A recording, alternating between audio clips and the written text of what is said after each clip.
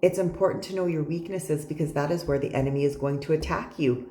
He will attack you where you are most weak. It's the easiest place for him to start.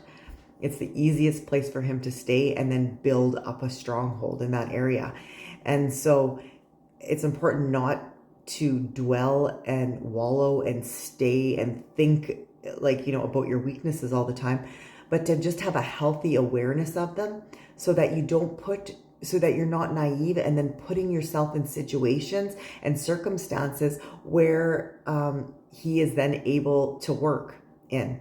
And so an example would be like if you overeat regularly, then it's not wise to be like going to bakeries, a couple times a week, or whatever is going to trigger you, making all of this like amazing food for your friends and family.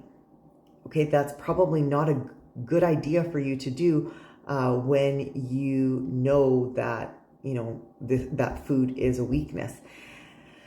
Sometimes, like if a person has been raised in an environment where there's a lot of fighting and turmoil, when they grow up, they might crave peace so much, which makes sense. They may crave peace so much that they start to compromise in relationships because they don't want to speak up, because they want to keep the peace. And so then you can see that the enemy then can get into that area, right? Because they're choosing peace over everything else.